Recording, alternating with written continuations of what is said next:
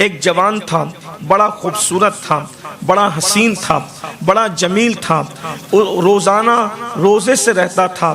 ابھی وہ بالغ ہی ہوا تھا کہ بالغ ہونے کے بعد سے وہ روزے سے رہتا تھا، اس کا کسی دن بھی روزہ ترک نہیں ہوتا تھا، اس لیے کہ اس نے اپنے بزرگوں سے یہ سبق حاصل کیا تھا کہ روزہ نصف طریقت ہے، روزہ نصف عبادت ہے، روزہ اللہ سے جتنا جلدی قریب کرتا ہے، اور کوئی عمل میں بہت کم یہ طاقت ہے کہ وہ اتنا جلدی قریب کر سکے، اس لیے کہ ہر عمل کی جزا ثواب ہے، کسی عمل کی جزا جنت ہے، لیکن روزہ وہ ہے جس کے لیے کہا گیا کہ روزہ میرے لیے ہے اور میں خود اس کی جزا ہوں۔ وہ خوبصورت جوان تھا، اس کے حسن کو میں کیا بیان کر سکوں، البتہ اگر اپنے الفاظ کے جامع میں ارشد القادری علامہ کے لب و لہجے میں اس کو سمیٹنے کی کوشش کروں تو یوں کہہ سکتا ہوں، گول سا چہرہ ہے، بھری بھری آنکھیں ہیں، بھویں دونوں ملی ہوئی ہے، دونوں ابرو ایک دوسرے سے گلے مل رہے ہیں، بڑی بڑی پلکیں ہیں اور دبلا پتلا وجود ہے، چوڑا سینہ ہے، رنگ میں ملاحت ہے، سفیدی ہے، اور روزے نے چہرے پر نور کو اور زیادہ دوبالا کر دیا ہے۔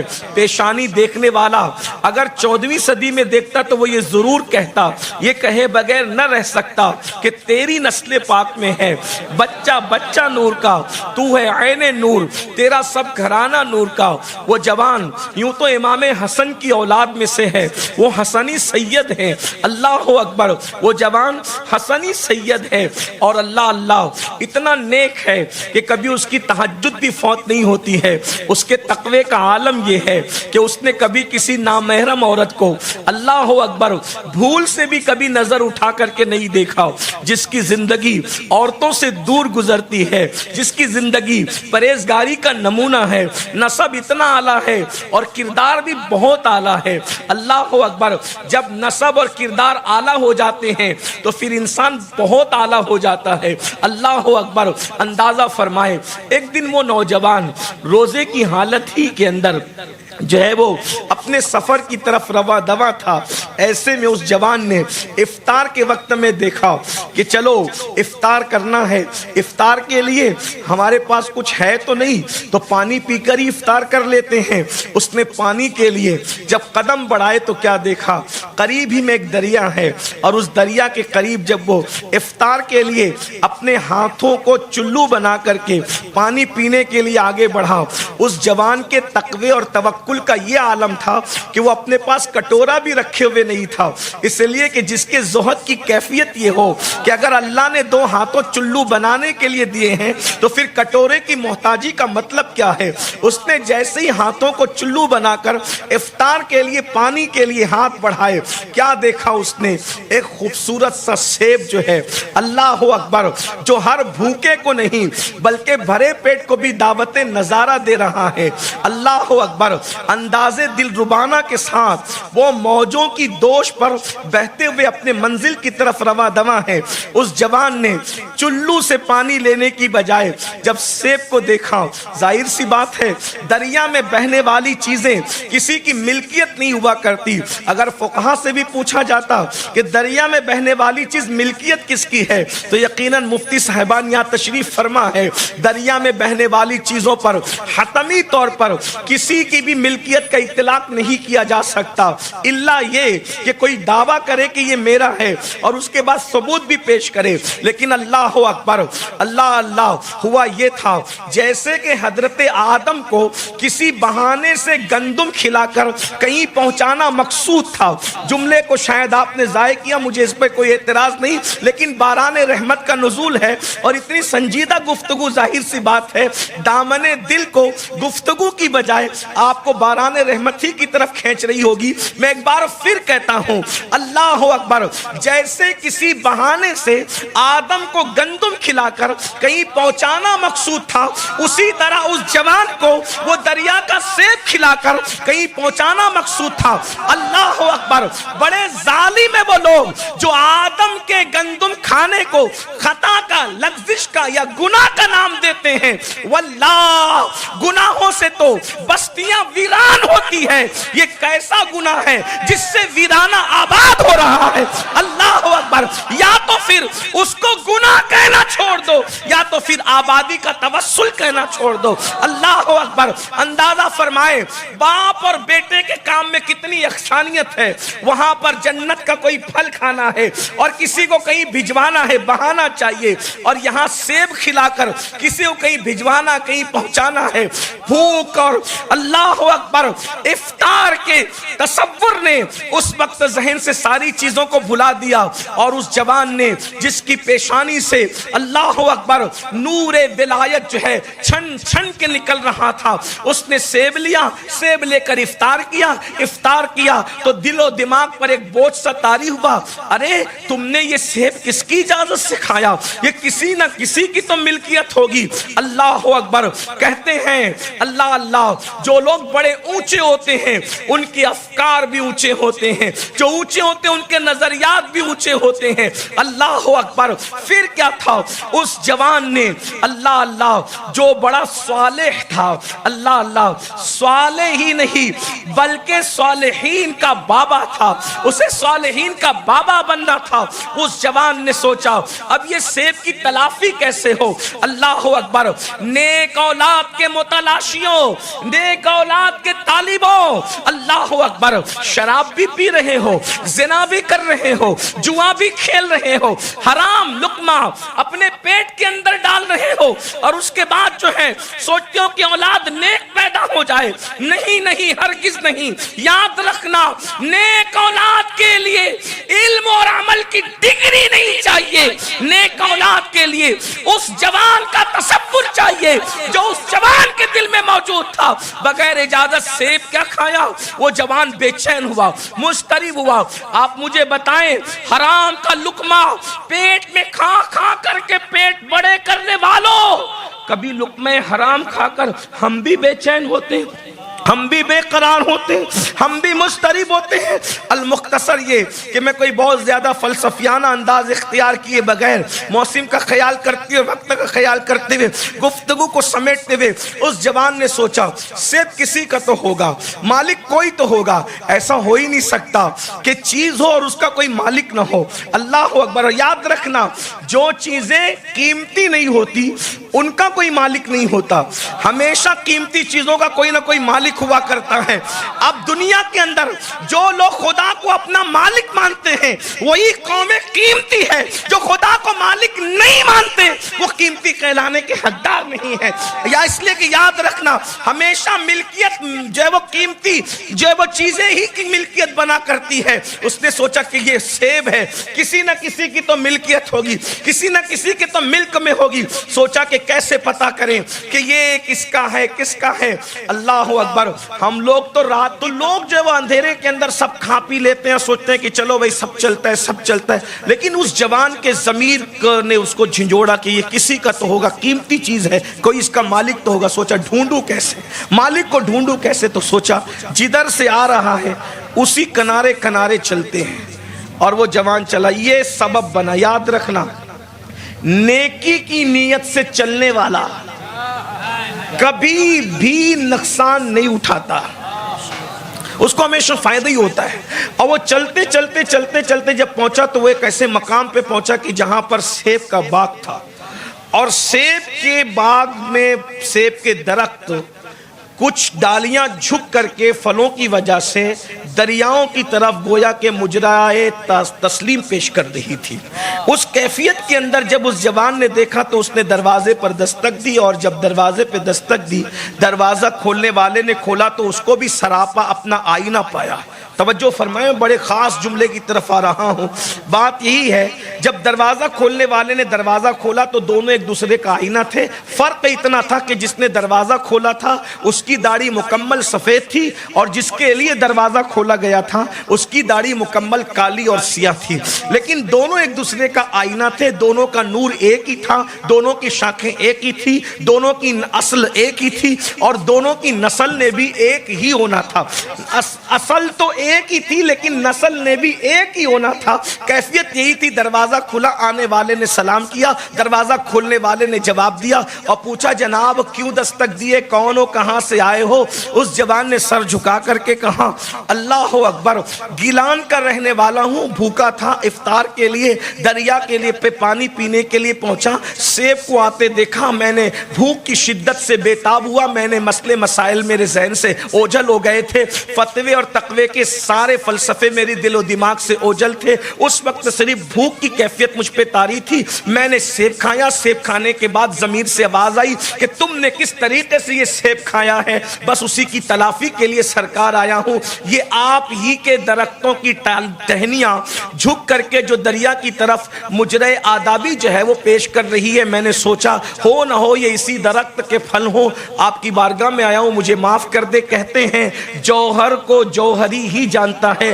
سنار سونے کو جانتا ہے. یہ جملہ کہنے والے نے ہاتھ جوڑ کر کے کہا سرکار جو سزا دینا چاہو دے دو, ہاتھ کاٹنا ہے کاٹ لو, آنکھ نکالنا ہے نکال لو, جو بھی سزا آپ کو آپ کے مسلک اور مذہب نے اجازت دی ہے اس کے مطابق آپ ہمیں دے دیں یا معاف کر دیں, لیکن بس یہ بوجھ ختم کر دیں.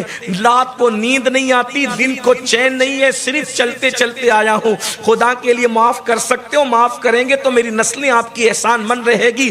آنے والے کا انداز دیکھا, جوہری تھا وہ سفید ریش بزرگ, اس نے پہچان لیا آنے والا کوئی معمولی نہیں. تیرا نام کیا ہے؟ نام بتایا. تیرا نسب کیا ہے؟ حسنی سید ہوں. نسب بتایا, نسب بتانے کے بعد علاقہ بتایا, علاقہ بتانے کے بعد سب کچھ ساری چیزیں جاننے کے بعد درویش کے تیور تبدیل ہو گئے. درویش نے غصے سے کہا کہ یہ چیزیں کھاتے وقت تو تم نے نہیں سوچی تھی, کیوں کھایا تھا میرا سیب؟ حالانکہ سیب پر کوئی حق بھی درویش کا نہیں بنتا تھا, اس لیے کہ دریا میں بہنے والی چیز کا مالک کون ہوتا ہے؟ اللہ اکبر. لیکن درویش کے تیور بدلے.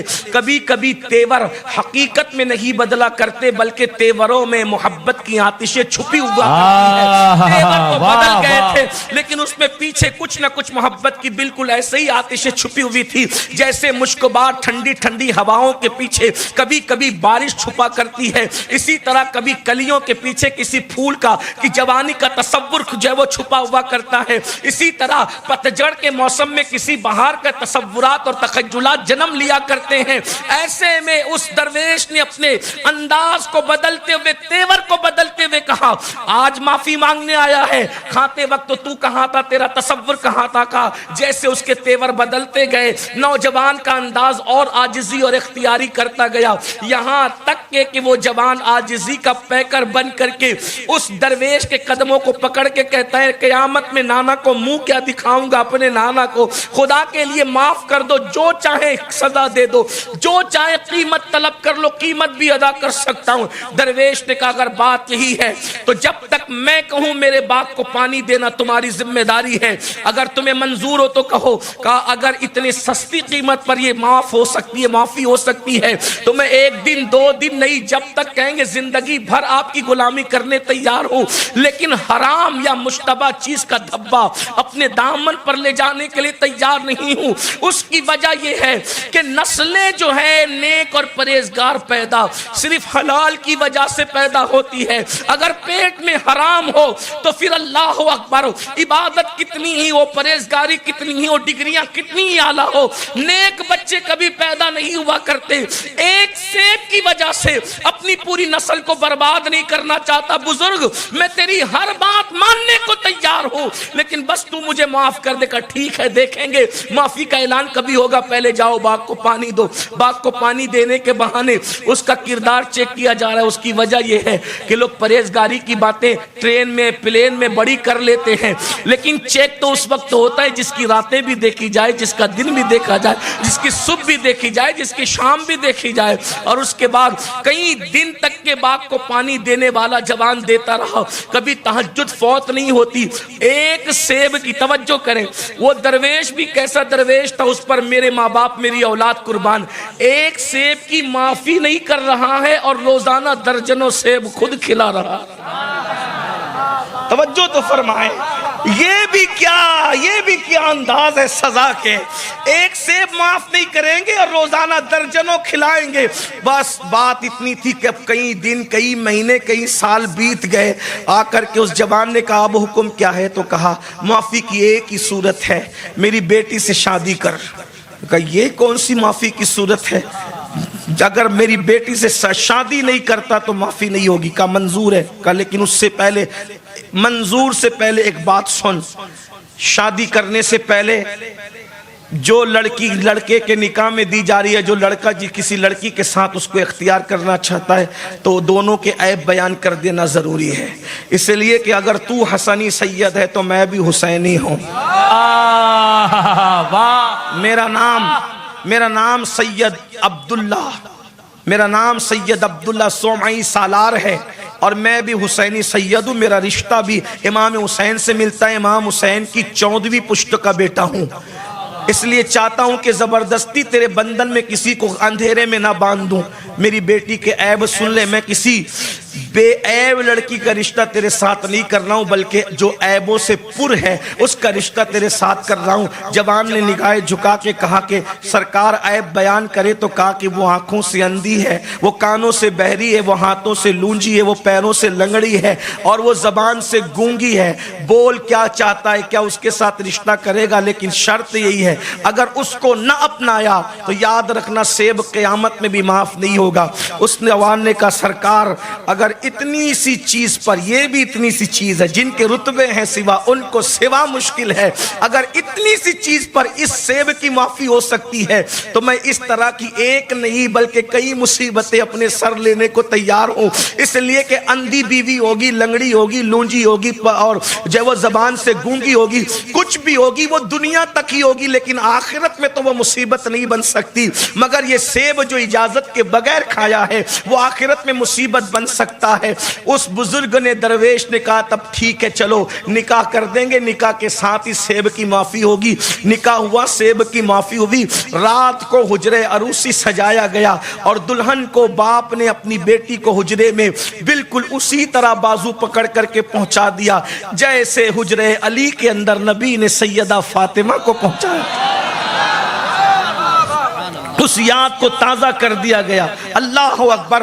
ثانی فاطمہ جب اپنے شوہر کے حجرے میں پہنچی تو پہنچنے کے بعد ایسا لگتا تھا کہ جیسے اس حجرے میں چراغ جلانے کی ضرورت ہی نہیں ہے. یوں لگتا تھا کہ اس مسافر اجنبی جس کا نام بھی لوگ اب تک نہیں جانتے بظاہر اس عنوان کے تحت اس کے حجرے کو جب سجایا گیا تو یوں لگا کہ کوئی چاند اتر آیا. ذرا اندازہ تو فرمائے. اللہ اکبر.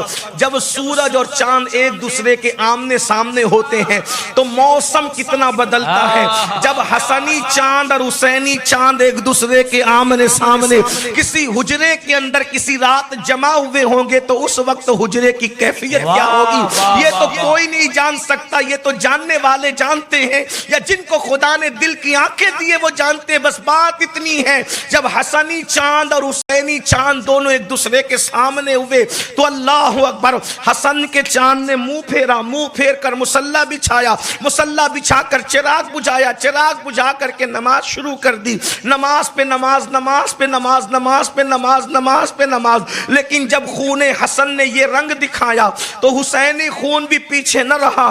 اس نے بھی شوہر کے پیچھے مصلی بچھا کے نماز پہ نماز, نماز پہ نماز, نماز پہ نماز. لوگ شادی کی پہلی رات میں جو کرتے ہیں لیکن یہ حسن اور حسین کی اولاد ہے. اللہ اکبر. جب ایک دوسرے سے موئی پھیرنے کی بات آئی تو روٹ کر بیٹھنا کیا, گلے شکوے کیا, شکایت کیا. اگر جھکنا ہی ہے تو اپنے مولا کی بارگاہ میں جھکے. اس لیے کہ دنیا میں کوئی مسئلہ ہے ہی ایسا نہیں جس کو میرا اللہ حل نہیں کر سکتا. ہر مسئلے کا حل اگر کہیں پر موجود ہے تو وحدہ لا شریک کی بارگاہ میں ہے. مسئلہ ہمارے لیے مسئلہ ہے, اللہ کے لیے کوئی مسئلہ کبھی مسئلہ ہو ہی نہیں سکتا. ان واللہ علی کل شیء قدیر، وہ ہر چاہے پر قادر ہے۔ اللہ اکبر۔ صبح بھی مؤذن نے اذان پڑھی، جب مؤذن نے اذان پڑھی، اذان پڑھنے کے بعد پہلی رات کا دولہا اسی لباس میں مسجد پہنچا، نماز فجر ادا کرنے کے بعد جب آنکھیں چار ہوئی تو تیری رات، تیری صبح کہہ رہی ہے، تیری رات کا فسانہ کے تحت اس درویش نے اس جوان کو دیکھ کر کے کہا، تیرے چہرے کے خد و خال بتاتے ہیں، تیری آنکھوں کا خمار بتاتا ہے، تیری سجی ہوئی زلفوں کی سج دھج بتاتی ہے کہ تو نے حجرہ عروسی کا حق ادا نہیں کیا، بتا بات کیا ہے؟ اس درویش کی آنکھوں میں آنکھیں ڈال کے پہلی مرتبہ اس جوان نے کہا، میں نے تو تمہیں اللہ کا ولی سمجھا، نیک سمجھا، پرہیزگار سمجھا، متقی سمجھا، لیکن بات دو ہی ہو سکتی، یا تو آپ نے مجھ سے جھوٹ کہا اور آپ کا چہرہ دیکھ کر نہیں لگتا کہ یہ کسی جھوٹے کا چہرہ ہے، یا پھر ایسا ہوا کہ مغالطے سے دلہن تبدیل ہو گئی ہے، جس کو آنا تھا شاید وہ نہیں آئی، کوئی اور آ گئی۔ آپ نے تو کہا تھا سرکار وہ اندھی ہے، آپ نے کہا تھا وہ بہری ہے، وہ لنگڑی ہے، وہ لولی ہے، وہ گونگی ہے، لیکن وہاں تو یوں لگتا ہے کہ جیسے آسمان کا چاند زمین پر اتر آیا ہو، ایسا لگتا ہے حسن کی ملکہ نے اللہ اکبر 16 سنگھاروں کے ساتھ اپنا گھونگھٹ اٹھایا ہو، یوں لگتا ہے جیسے ساری بہاریں سمٹ کر کے کسی کے چہرے میں آ گئی ہو، یا یوں لگتا ہے کہ اللہ اکبر حسن کی پری پہ کر جو ہے آج میرے یہاں خرام ناز کرنے کے لیے آئی ہے۔ اللہ اکبر۔ بتائیں بات کیا؟ یا تو دلہن تبدیل ہوئی یا تو آپ نے جھوٹ کہا، اور آپ جھوٹ نہیں کہہ سکتے، آپ کا چہرہ بتا رہا ہے۔ بزرگ نے کہا بیٹا، پیشانی چوم کر کہا تجھ سے یہی توقع تھی، تو توقع سے بھی بہتر نکلا۔ میرے بیٹے سن لے، میں نے نہ جھوٹ کہا، نہ مذاق کیا، نہ دلہن تبدیل ہوئی، جو میں نے کہا وہ بھی سچ ہے، دلہن تیری وہی ہے۔ کہ دونوں سچ کیسے ہو سکتا ہے؟ اللہ اکبر۔ گنگا یا تو مشرق کی طرف بہے گی یا تو مغرب کی طرف، اللہ اکبر، سمت تو ایک ہی ہوگی۔ یہ کیسے ہو سکتا ہے کہ کوئی گنگا مشرق میں بھی بہے اور مغرب میں بھی بہے؟ یاد رکھنا جو ہند کی گنگا ہے وہ دو سمت نہیں بہ سکتی، لیکن ولیوں کی ولایت یہ ہے کہ وہ جدھر چاہتے ہیں اس طرف حالات کا رخ موڑ دیا کرتے ہیں، ان کے اپنے انداز ہوتے ہیں۔ اللہ اکبر۔ اس درویش نے کہا بیٹا میں نے سچ کہا، وہ اندھی ضرور ہے مگر اس اعتبار سے کہ آج تک کسی اجنبی کا چہرہ میری بیٹی نے اپنی آنکھوں سے نہیں دیکھا، اس لیے وہ اندھی ہے۔ پھپھی کا بیٹا بھی اس نے نہیں دیکھا، چچا کا بیٹا بھی اس نے نہیں دیکھا، خالہ کا بیٹا کسی محرم کو اس نے قصداً اپنی نگاہ سے نہیں دیکھا۔ ارے اندھا اسی کو تو کہتے ہیں جو کسی کو نہ دیکھے۔ اب بتا میری بیٹی اندھی نہیں ہے تو کیا ہے لوگوں کے اعتبار سے؟ اس نے کبھی حرام نہیں دیکھا، نہ محرم نہیں دیکھا، اس اعتبار سے میری بیٹی اندھی ہے۔ کبھی اس نے جھوٹ نہیں بولا، غیبت نہیں کی، چگلی نہیں کی، زبان کا غلط استعمال نہیں کیا، اس اعتبار سے میری بیٹی گونگی ہے۔ کبھی اس نے غیبت نہیں سنی، کبھی اس نے برائی نہیں سنی، کانوں سے کوئی گناہ نہیں کیا، اس لیے وہ تو کانوں سے بہری ہے۔ اور اپنے باپ کی چوکھٹ انگال کر کبھی وہ کسی اجنبی جگہ نہیں گئی، اس لیے وہ لنگڑی یہ بہنیں موجود ہے تو ان کی توجہ چاہتا ہوں۔ لوگوں کو آج بھی ایسے ہی لنگڑی لولی اندھی کی ضرورت ہے، لوگ بہت خوبصورت ڈھونڈ رہے ہیں۔ میں کہتا ہوں خدا کرے اس خاتون کے صدقے ہمیں کوئی ایسی اندھی مل جائے کہ جو نامحرم کو نہ دیکھے، کوئی ایسی بہری مل جائے جو حرام نہ سنے، کوئی ایسی گونگی مل جائے جو حرام نہ بولے۔ اللہ اکبر۔ درویش نے جب توضیح پیش کر دی اسی وقت جوان نے جھک کر کے سجدہ شکر ادا کیا، مولا تیرا شکر اور احسان ہے، جیسا چاہتا تھا اس سے بہتر تو نے عطا فرمایا۔ اور اس کے بعد پھر درویش نے رخصت کیا، جاؤ اپنی زندگی گزارو۔ ایسا باپ جو حلال میں یوں بے مثال ہو، ایسی ماں جو یوں پرہیزگار اور متقی ہو، اس باپ کو دنیا ابو صالح کہتی ہے، اس ماں کو دنیا ام الخیر کہتی ہے۔ جب دونوں مرج البحرین کے اعتبار سے دو دریا یوں ملتے ہیں تو انہی سے شیخ عبد القادر جیلانی کی ولادت